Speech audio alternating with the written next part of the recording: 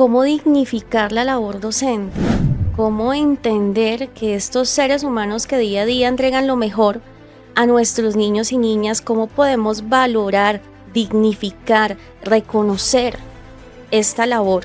Me contaba una persona conocida, licenciada, que fue a Alemania y en Alemania solamente pues dijo que era docente y con el hecho de decir soy docente cambió la actitud de las otras personas a decir wow, sí, como esta persona tenemos que atenderla bien, esta persona le debemos un reconocimiento, le debemos un trato, le debemos absolutamente todo. Lamentablemente aquí perdónenme la expresión, o sea, nos arrodillamos un poquito ante otro tipo de profesiones, o sea, nos dicen de repente, y no quiero volver esto, pues, por supuesto, una charla política, el senador, el congresista, y no, el ministro, y el docente que formó ese ministro, y el docente que formó ese senador, ese congresista, ¿quién lo formó? Entonces, él está por allá, nunca lo reconocieron, simplemente no hay un reconocimiento. Entonces, y de ahí depende todo lo otro que se puede derivar, por ejemplo, en temas salariales o de formación.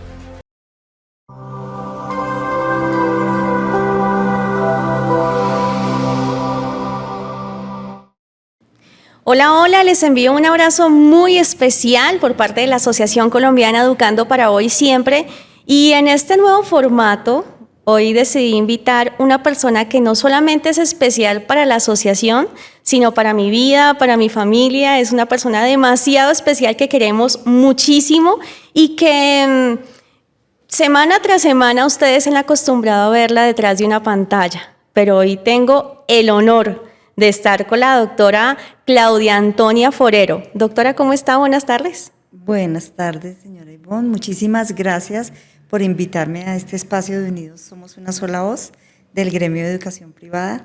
Es un honor también para mí estar aquí y es una alegría total que nos podamos ver ahora personalmente y no detrás de la pantalla. Así es, qué gusto compartir escenario y estar en este lugar. Conociendo un poquito más de quién es Claudia Antonia Forero. Doctora, ¿quién es? Bueno, principalmente soy una creyente. Soy seguidora de Dios, de Cristo. En segundo lugar, soy una mamá y esposa. Y en tercer lugar, pues soy una profesional, licenciada en química, egresada de la Universidad Distrital, especialista en gerencia educativa. También soy abogada, como ustedes ya lo saben, egresada de la Universidad de la Gran Colombia, especialista en gerencia de riesgos laborales, seguridad y salud en el trabajo y auditora integral HSQ. Y ya con más de 30 años de experiencia en el sector educativo, que he vinculado muchísimo con la parte legal de mi formación. Qué bendición tenerla aquí con nosotros. Doctora, ¿por qué hablar de educación y pedagogía hoy en Colombia? Bueno, como lo mencioné al inicio, lo primero que dije, soy una creyente. Pienso que hay dos cosas que en este momento son la esperanza, no solamente para este país, sino para el mundo en general. Una, pues Dios, es la esperanza. Y segundo, la educación es la esperanza. Ya sabemos que en muchísimos países la profesión de docente es muy bien valorada porque, como pues todos lo conocemos, son los docentes los que forman absolutamente a todos los otros profesionales. Los forman incluso desde pequeñitos hasta que ellos ya son médicos, abogados, artistas, etcétera. Por esa razón, en muchos países esta profesión es muy bien valorada. Sin embargo, en nuestro país no es igual. Hemos dejado de lado un poquito el reconocimiento de esa labor y el reconocimiento que se transforme o que se materialice en una resignificación de la profesión y en la dignificación también de la profesión. ¿Esto en qué va a contribuir? Porque pues la pregunta es ¿por qué hablar de educación y pedagogía hoy? ¿En qué va a contribuir a la educación, a la pedagogía? Pues que docentes dignificados van a contribuir a la formación de ciudadanos que también van a aportar a la sociedad, que van a aportar al mundo en general. Entonces debemos hablar de educación hoy porque es parte de la esperanza y debemos hablar de pedagogía porque definitivamente si nosotros no manejamos un método específico o no creamos un método para nosotros, pues definitivamente vamos a tener que adoptar modelos foráneos. Mucho hemos hablado, especialmente en educación infantil, del modelo del Reggio Emilia, ¿cierto?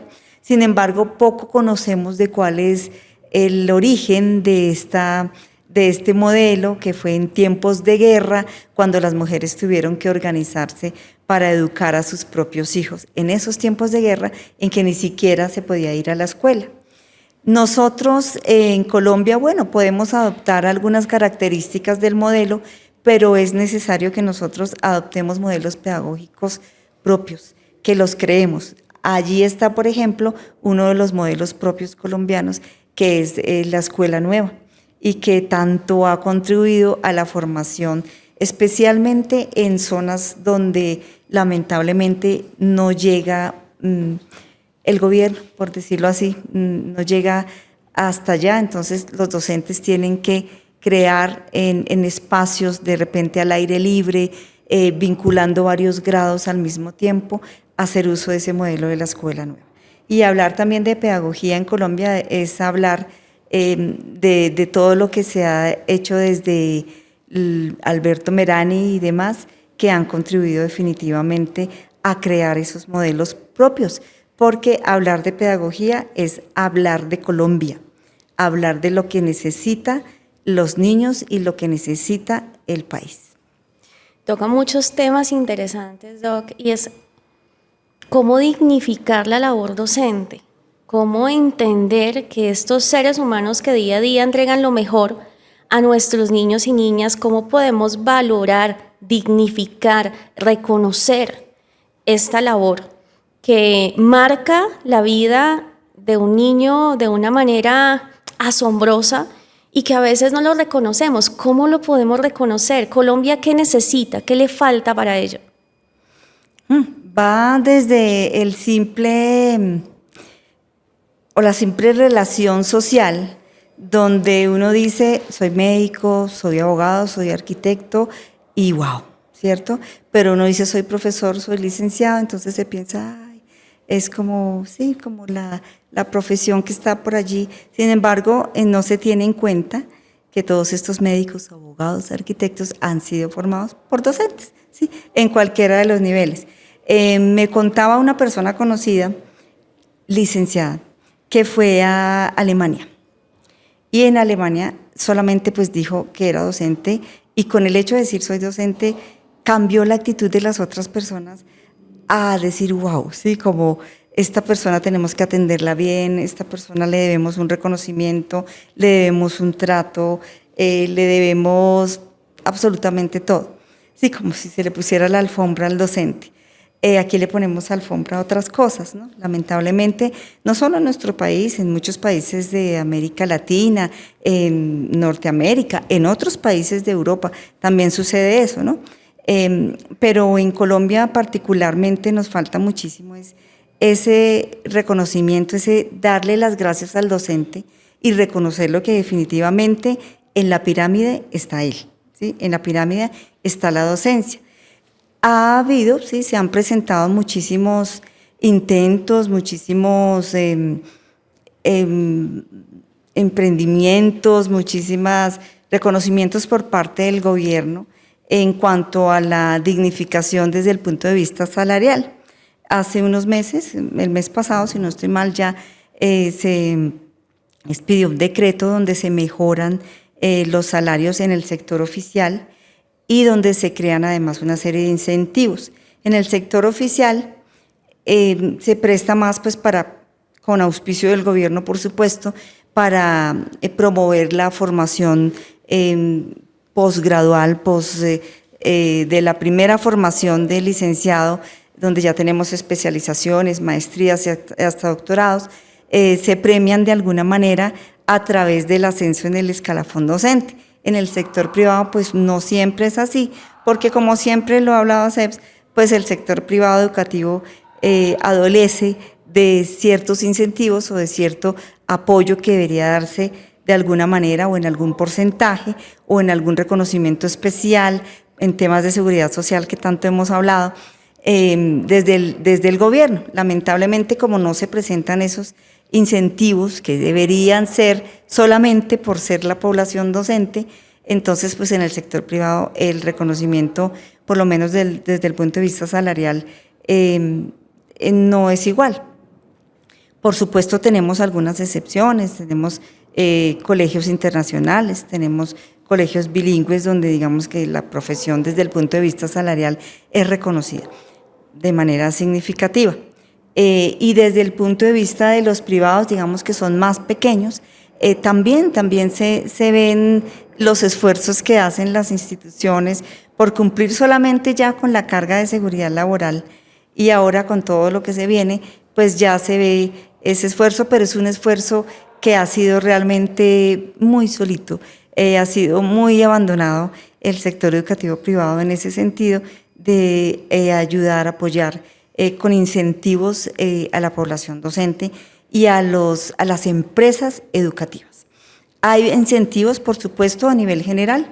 Tenemos el incentivo de las empresas que tienen un socio menor de 35 años, tenemos el nuevo incentivo que se acabó de crear, que se llama el CREA Empleo, que viene con la reforma laboral, tenemos incentivos del primer empleo y del último empleo, pero si nos fijamos, no hay ningún incentivo particular para las instituciones educativas. Entonces, allí podría surgir eso, porque no solamente se debe ver esa dignificación desde el punto de vista salarial, sino que también lo debemos ver en las posibilidades de formación apoyadas por la misma institución, y además de eso, pues el reconocimiento social que no se ha dado. Lamentablemente aquí perdónenme la expresión que vamos a usar, nos arrodillamos un poquito ante otro tipo de profesiones, o sea, nos dicen de repente, y no quiero volver esto, pues, por supuesto, una charla política, el senador, el congresista, y no, el ministro, y el docente que formó ese ministro, y el docente que formó ese senador, ese congresista, ¿quién lo formó? Entonces, él está por allá, nunca lo reconocieron, simplemente no hay un reconocimiento. Entonces, y de ahí depende todo lo otro que se puede derivar, por ejemplo, en temas salariales o de formación. Las instituciones educativas privadas prestan un servicio fundamental a nuestros niños y niñas y casi tienen la mitad de la cobertura y el servicio en nuestro país. Y que no tengan ningún incentivo, ningún reconocimiento, ningún apoyo, esto habla muy mal de nuestro país, dado que los mejores resultados sabemos que vienen del sector privado. Y esto enmarca también la posición social, cómo los padres de familia han perdido respeto hacia el maestro, cómo hay muchos memes y en redes sociales circula cuando quizás antes un chico llevaba una boleta de calificaciones que no le había ido tan bien y el padre de familia era buscando la manera para poder mejorarlo, y ahorita van en contra del docente. ¿Qué hizo para que mi hijo le fuera tan mal? Ese reconocimiento y ese respeto como sociedad deberíamos evaluarnos.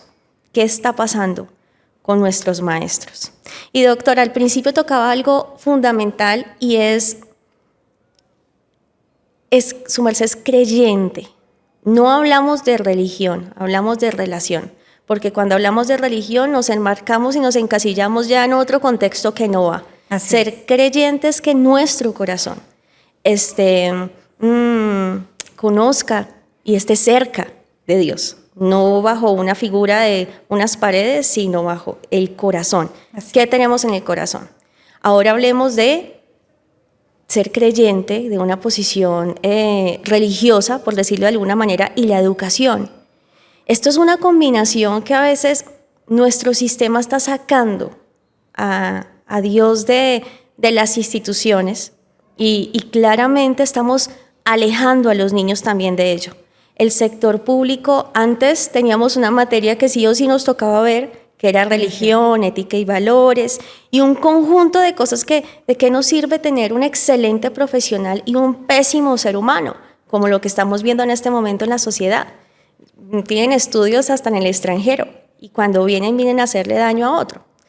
¿Qué podemos hacer para volver a nuestra base, a esa cultura, a esa transformación de ciudad dentro de las aulas y no solamente una información académica, sino que vaya mucho más allá, una educación integral? Sí, efectivamente lo que usted dice es totalmente cierto. Se ha perdido un poco el sentido de por qué tenemos a nuestros niños en la escuela. Como sabemos, también nosotros hacemos desde nuestra casa, en nuestra familia, un tipo de formación. Como decimos, la familia es la primera escuela, ¿no? Yo podría pensar, por ejemplo, si soy directora de una institución, que si el chico me llega ya con cabello largo, ¿cierto? Y ya los papás lo han permitido, pues ¿yo qué voy a hacer como institución? Entonces ahí vienen los temas de libre desarrollo de la personalidad, vienen las posibles tutelas si yo prohíbo eso, en fin, vienen todos esos temas legales.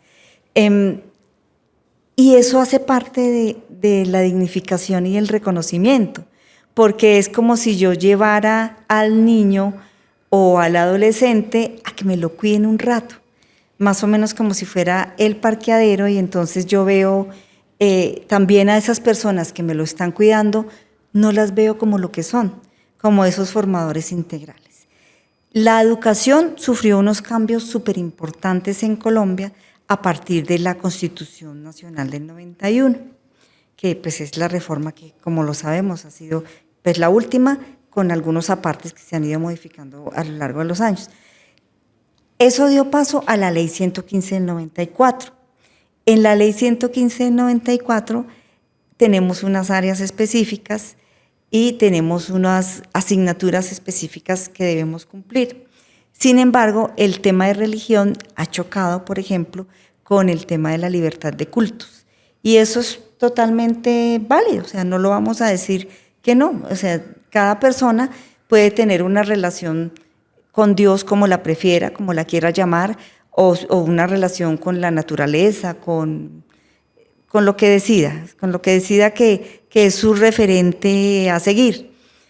Eso es totalmente válido, no lo vamos a decir así, pero tampoco estamos dando a los chicos y a los niños una opción de conocer la historia, porque es que parte de la religión viene de la misma historia, ¿sí?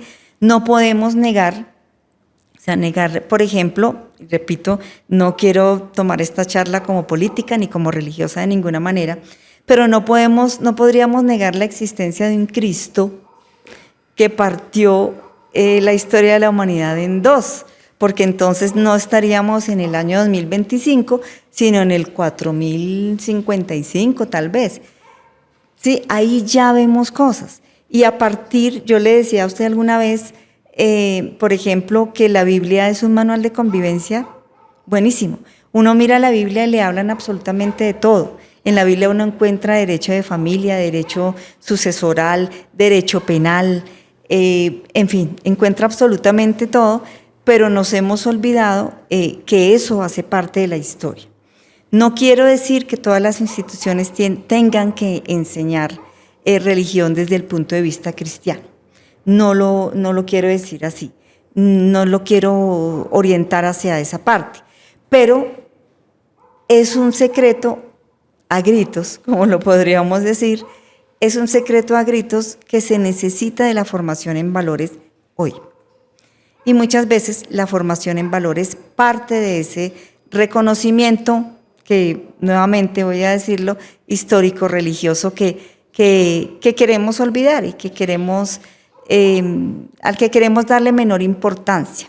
Nosotros ahorita hablamos, por ejemplo, de la inclusión, y es uno de los temas que ha sido o es en este momento todo lo que usted ve en noticias: inclusión.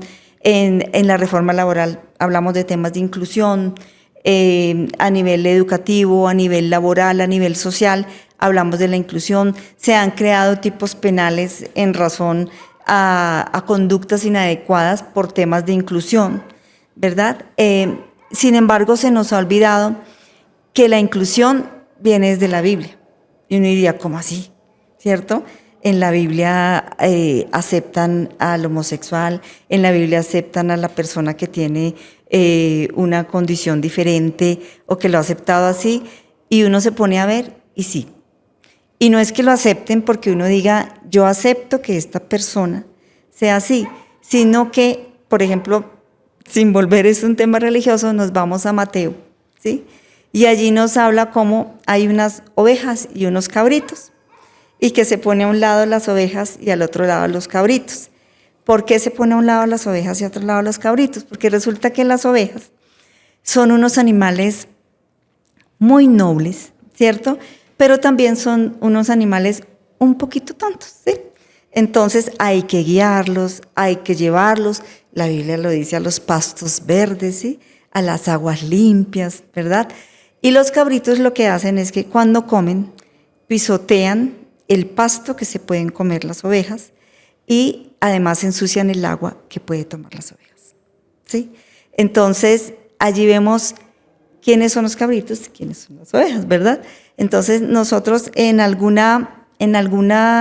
sentido, y sucede también en algunas iglesias, repito, no quiero tornarlo esto un tema religioso, pero queremos tener instituciones de personas perfectas y queremos tener iglesias con personas perfectas. Y entonces allí, ¿qué estamos haciendo? En lugar de darles de esos pastos y de darles de esa agua limpia, que básicamente desde mi punto de vista de creyente es la palabra de Dios, ¿sí? Cada otra persona dirá, es la formación en valores, otra persona dirá, es la formación integral, ¿verdad? En lugar de eso, entonces, estamos sacando. Y las iglesias ni las instituciones son de personas perfectas porque entonces no estamos haciendo nada. Si yo me voy al punto de vista religioso, el objetivo de ser cristiano es llevar almas, por ejemplo, ¿verdad? Que más almas o que más personas estén a los pies de Dios, que más personas crean y todo lo que se deriva ahí en el tema religioso, ¿verdad? Lo mismo si yo estoy sacando estas personas, si yo les pisoteo el agua y les ensucio el agua y les pisoteo los pastos, yo no estoy haciendo nada con estas personas. Entonces, si nos fijamos, el tema de la inclusión viene es por la discriminación. O sea, realmente no se ha dado porque estemos cambiando y estemos modificando los esquemas de género o los esquemas migratorios, por ejemplo, que es otro tema de discriminación que se da muchísimo. La xenofobia en Europa, por ejemplo, es altísima. Un latino va a España y ya es el sudaco con todo lo que trae que ser sudaco, ¿no? Si usted es de Colombia, ¡buah! Sudaco. Sí, ya es delincuente, ¿dónde está la coca? Ojo porque me puede robar, etcétera, etcétera, ¿sí? Inclusive uno va a Cuba y le dicen, ¿de dónde es? Colombiano, ¿trae coca o trae marihuana? Entonces uno dice, ¿cómo es que este estigma está?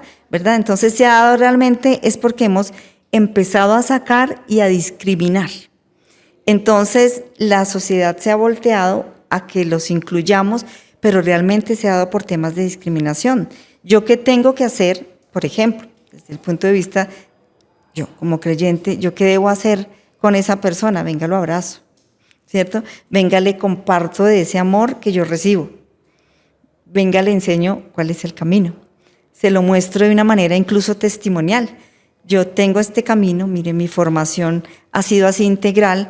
Yo puedo decir, por poner un ejemplo que es propio mío, yo puedo decirle, mire, le doy un ejemplo de mi vida, con mis dos hijos, hoy uno es abogado, otro es arquitecto, y yo puedo decir orgullosamente que jamás me dieron un problema, ni siquiera como adolescentes, jamás me dieron un problema. ¿Por qué?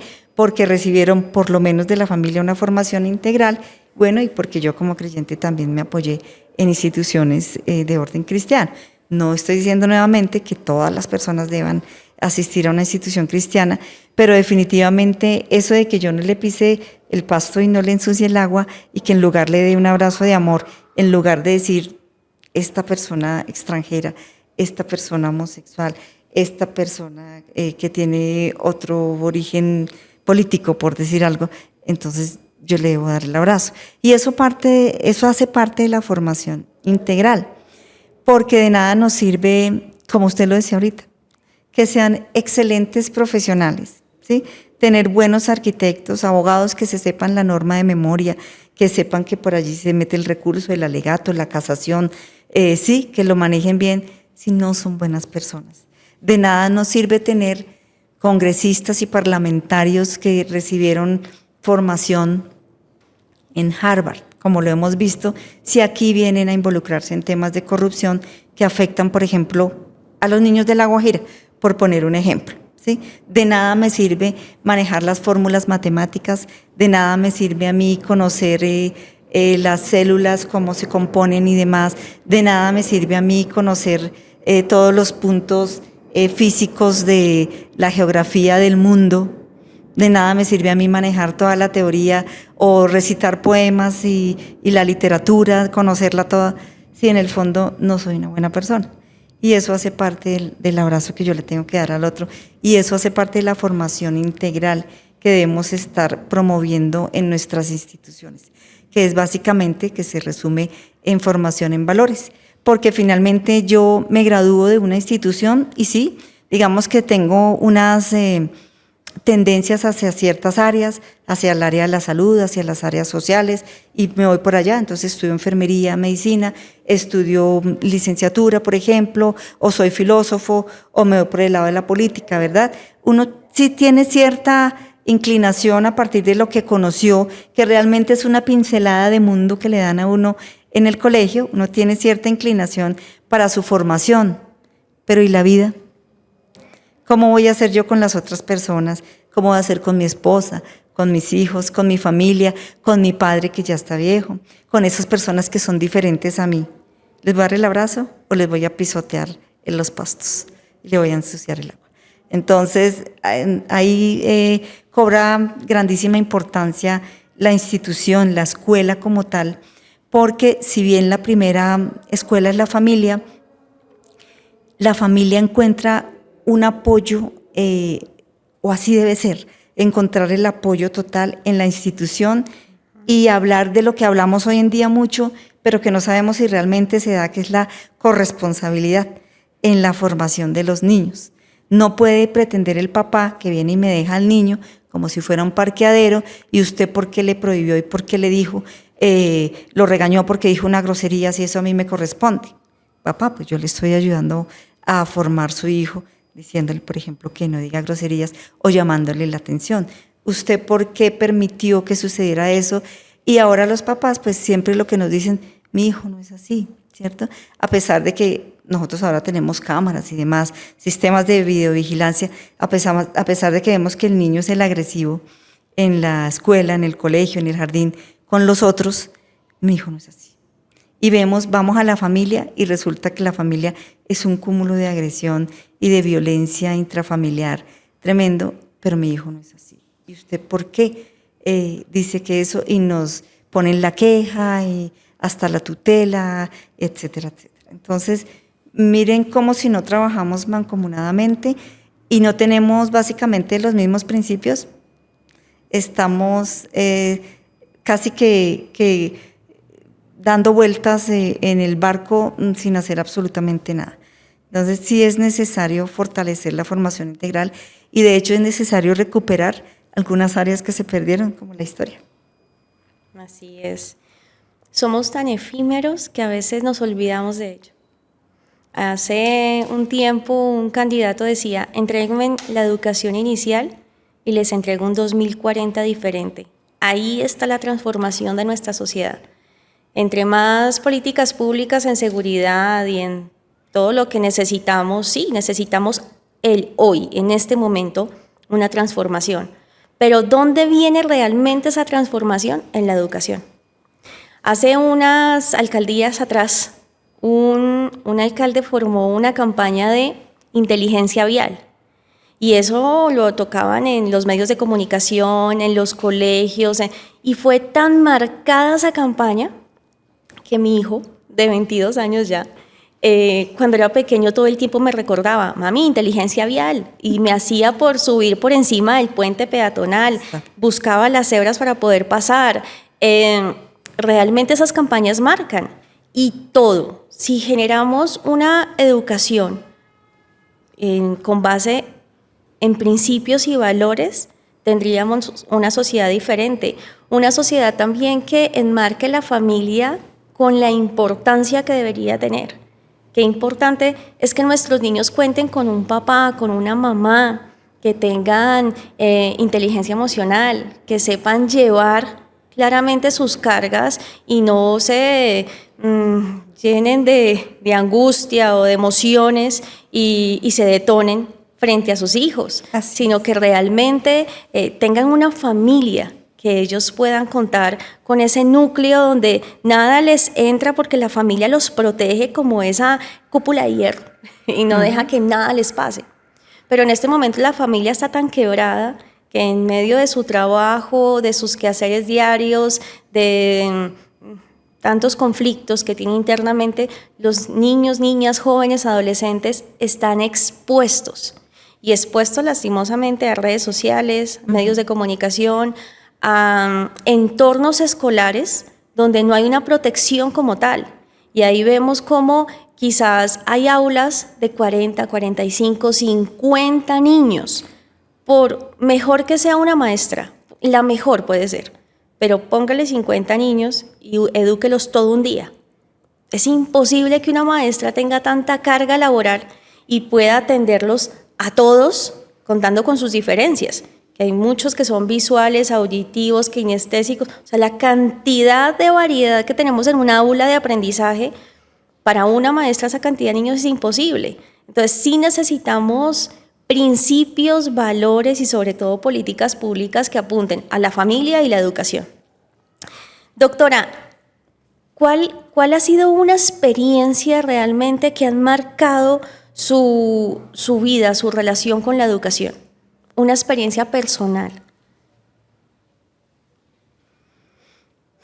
Yo diría que hay muchas experiencias que me han marcado, pero principalmente yo creo que está en el justamente romper con el estereotipo, y justamente me pasó cuando estaba haciendo mis prácticas como licenciada.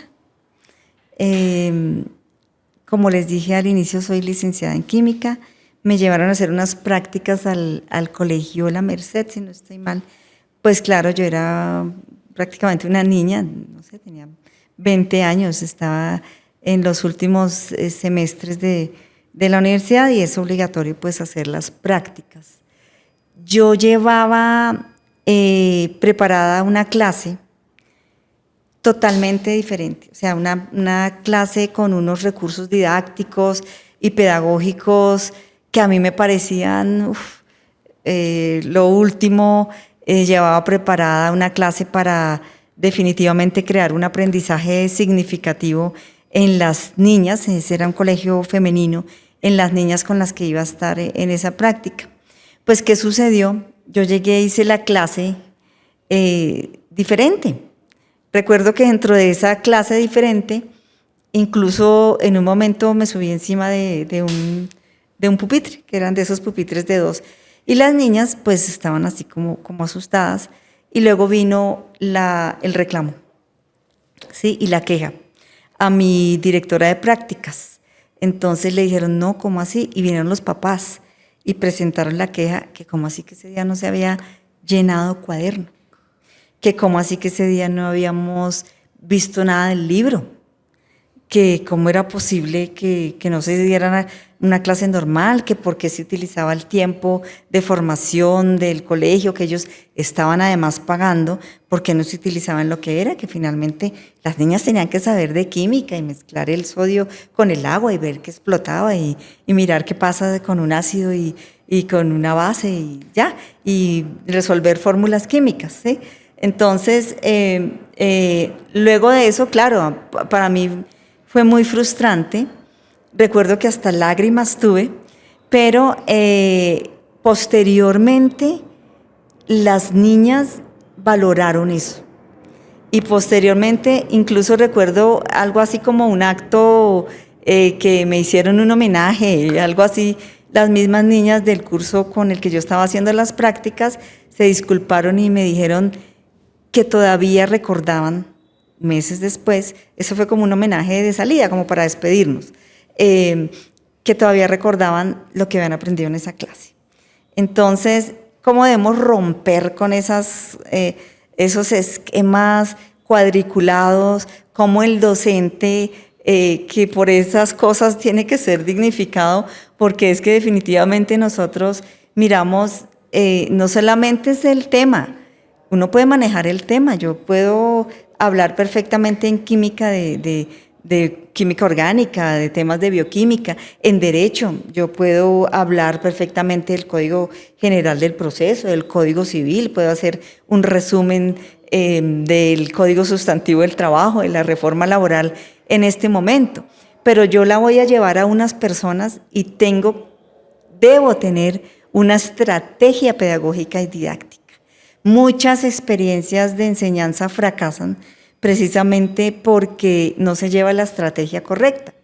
Recuerdo también como otra experiencia que nos llevaron a un grupo de los estudiantes de licenciatura a los profesores de ingeniería de la Universidad Distrital, que eran personas súper inteligentes, muy pilos en su materia, ingenieros de sistemas, ingenieros industriales, ingenieros químicos, o sea, unas eminencias que había allí, eran señores ya mayores de 60 años y demás, y nos dijeron, necesitamos a un grupo de estudiantes, necesitamos que les digan cómo enseñar, porque ellos saben de ingeniería química, industrial, de sistemas, pero no saben traspasarlo y ha sido un fracaso esto.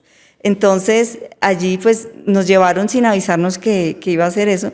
Entonces, pues allí empezamos nosotros más como a contar qué era lo que pretendíamos al llegar a nuestros estudiantes. Sí, es que perfectamente un docente puede cambiar la vida de un niño. Ya con que uno cambie la vida para bien de un niño, debe darse por satisfecho en la vida, ¿sí? Pero uno busca más, busca transformar muchas vidas y que esas vidas que le han confiado a uno, la sociedad, los padres, definitivamente puedan ser transformadas para bien y se conviertan en esos ciudadanos respetuosos, en esos ciudadanos que buscan cumplir con las normas, que tienen inteligencia vial, como usted lo decía ahorita, en esos padres y hermanos e hijos que dan el abrazo, en esos compañeros de trabajo que dan el abrazo, que no pisotean el pasto y que no ensucian el agua. Entonces, ya con que uno contribuya a eso, ya uno puede sentirse bien. Pero para eso nosotros tenemos que pensar muchas cosas. Uno puede manejar la temática, pero ¿cómo la enseño? ¿Cómo la hago llegar? ¿Y cómo hago que ese aprendizaje sea significativo para mis estudiantes?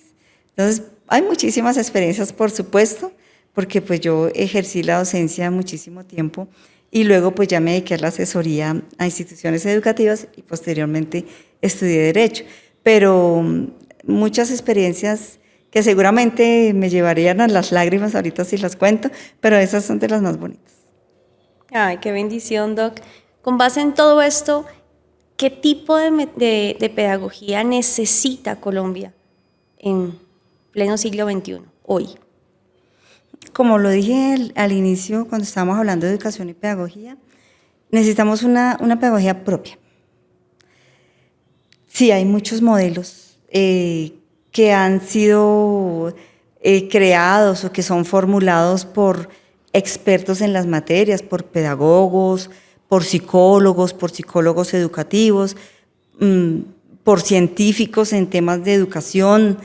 Sí, claro, el constructivismo, vemos a Ausubel, uno podría empezar a nombrar a Piaget, pero para crear una pedagogía efectiva tenemos que hacer eso, tenemos que pensar en los estudiantes. Yo no puedo pensar en la pedagogía para llegar a los estudiantes, sino que tengo que pensar en los estudiantes para definir la pedagogía. Es decir, debe ser una pedagogía propia. Los modelos foráneos, pues finalmente se terminan convirtiendo en eso, en modelos foráneos, que son de otros países, que han sido creados para otros países y que no estoy diciendo que no tengan elementos que nosotros podemos tomar para construir nuestro modelo propio, pero básicamente necesitamos modelos propios para Colombia y aún modelos propios para Colombia en general, pero para ciertas poblaciones en particular. Yo no puedo hablar de la pedagogía en Bogotá de la misma manera que hablo pedagogía en el Chocó. No lo puedo hacer. Solamente por recursos ya eso me cambia. Entonces tengo que mirar a mis estudiantes para saber qué pedagogía uso. En conclusión, pues una pedagogía propia.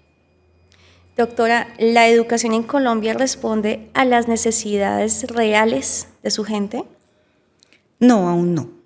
Aún no, y es precisamente porque nos estamos fundamentando en modelos que no son propios y porque la educación todavía no llega como debe llegar a todos los rincones de Colombia. Para eso, mire que es todo como si todas las preguntas que usted me hubiera hecho hasta el momento se unieran. Vienen desde la dignificación del docente, cómo va a llegar a esos estudiantes, por ejemplo, del Chocó, cómo necesita, por ejemplo, realizar formación posgradual, que muchas veces los docentes, por su ingreso, por el ingreso que perciben, no es posible, porque es que los docentes también tienen familias, también tienen hijos que sacar adelante, y entonces muchas veces les queda difícil hacer una especialización, un posgrado, que le permita llegar a esos estudiantes de mejor manera. Casi que se une todo, y con lo que hablamos de que necesitamos modelos propios, allí está la respuesta. Todavía no, y nos falta llegar todavía muy lejos, nos falta muchísimo por construir, pero necesitamos que la cartera del Ministerio de Educación sea liderada por un maestro.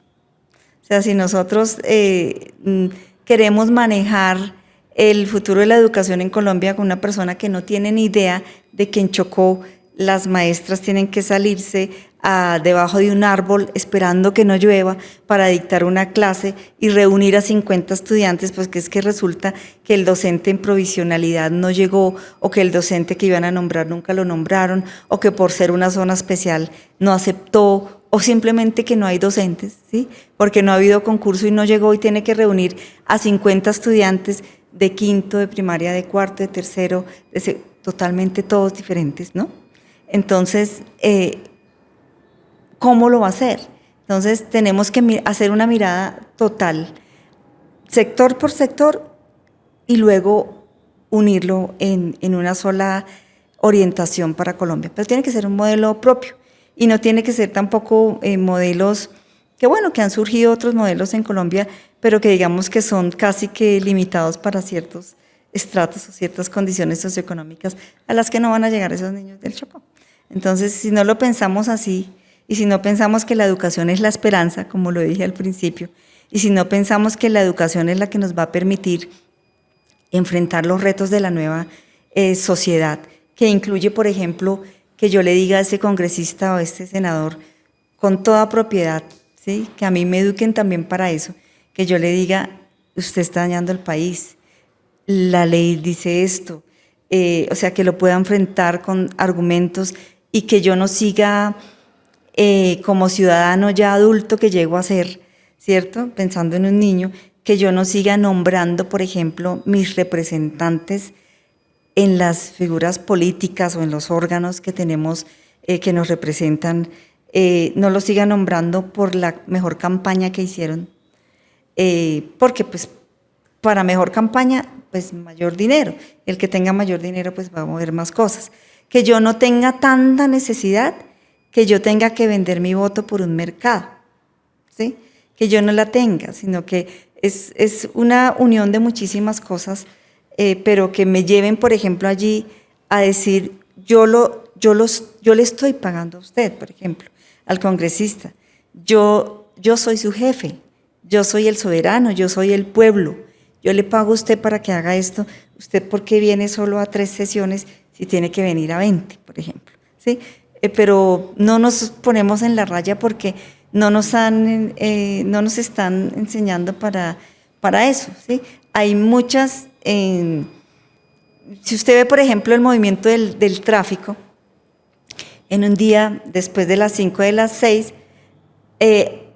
hacia el norte va menos gente que hacia el sur, ¿sí? Y tenemos muchos más operarios, y tenemos muchas más personas que nos prestan mano de obra, que a veces ni siquiera es calificada porque no tuvieron la oportunidad, y tenemos muchas más personas sirviendo en cafeterías, haciendo labores de aseo, sin que eso signifique que estas labores no sean dignas, ¿no? Pero tal vez personas que estamos perdiendo que podrían estar representándonos, pero que no pueden llegar allí. Porque también se está metiendo como el chip de que usted solo va a poder llegar allí. Usted se gradúa de bachiller, pues porque yo le pude dar la secundaria y la educación media, pero lo que le espera es trabajar, no sé, en una cafetería, o tal vez vendiendo algo, o tal vez en un emprendimiento propio, porque ni siquiera le voy a poder dar universidad, ¿sí? Que de pronto se articula un poquito y que allí es cuando uno entiende al presidente en su afán, por ejemplo, de la universidad y de la educación superior, cero con matrícula cero. Es un afán que es valorado. Realmente yo personalmente lo valoro porque hay muchísima población juvenil que no puede acceder a una universidad, a una educación superior, y estamos perdiendo una cantidad de talentos que podríamos tener al otro lado, por ejemplo, representándonos. Entonces, ese sería el esquema que se debe usar.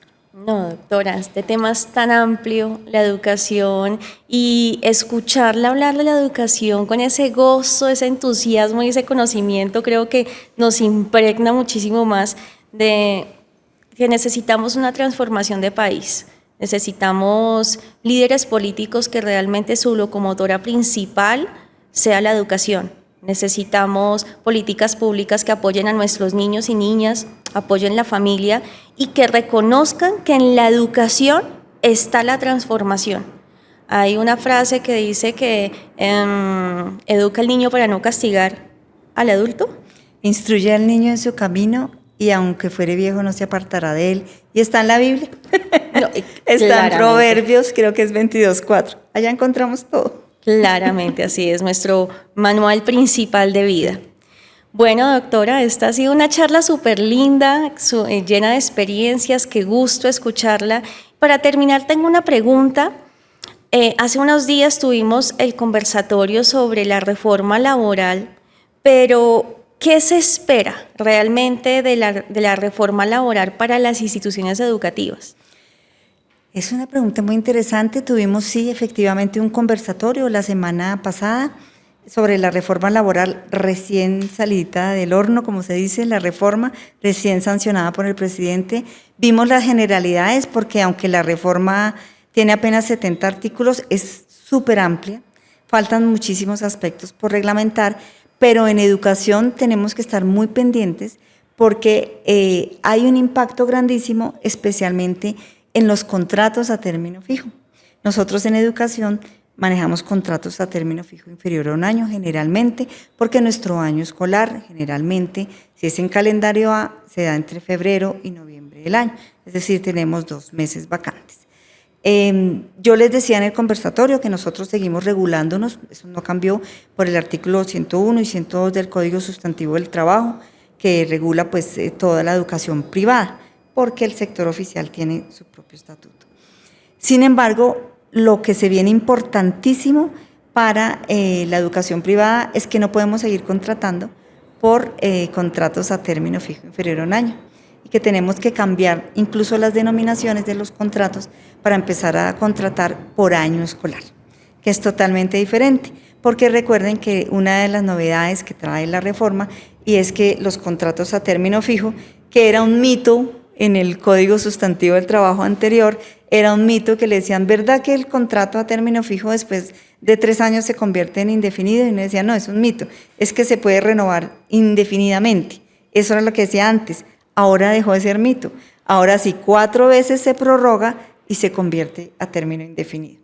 Entonces, si nosotros seguimos manejando contratos a término fijo, vamos a tener que en 4 años tener contratos a término indefinido y especialmente en el sector privado, por esa falta de incentivos. En el sector oficial le siguen pagando a los docentes normal sus 12 meses, pero en el sector privado nosotros hacemos unos recesos en los que no se recibe dinero, en los que no se percibe ningún ingreso y que por supuesto no vamos a poder sostener con contratos a término indefinido a docentes que además no están prestando ningún servicio porque el servicio no se presta en esos meses. Entonces tenemos que migrar a contratos por año escolar y eso lo vamos a tener que ver en ese taller que quedamos allí pendiente de hacer y y profundizándolo en los modelos de contratación que se vienen para el sector educativo. Bueno, ese taller lo esperamos muy pronto, ojalá la otra semana, Dios permita.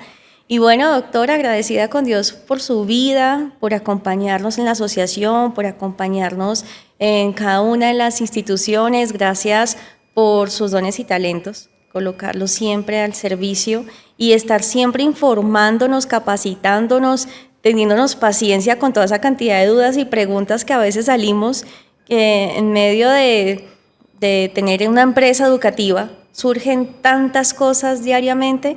Gracias por su disposición cada vez que nos enfrentamos a una dificultad. Así que, bueno, hoy no siendo más, creo que ya se nos fue el tiempo es muy corto, es tan anhelado ese tiempo que se pasa demasiado rápido. Gracias, doctora, por habernos acompañado en esta tarde. Gracias a CEPS por la invitación y, como siempre, sigo en disposición para las instituciones, para las dudas que tengan y totalmente al servicio de esta asociación. Muchas gracias, doctora. Y a todos les envío un abrazo muy especial. Les invito a darle clic, a suscribirse en el canal en este nuevo formato de Unidos Somos Una Sola Voz. Bendiciones.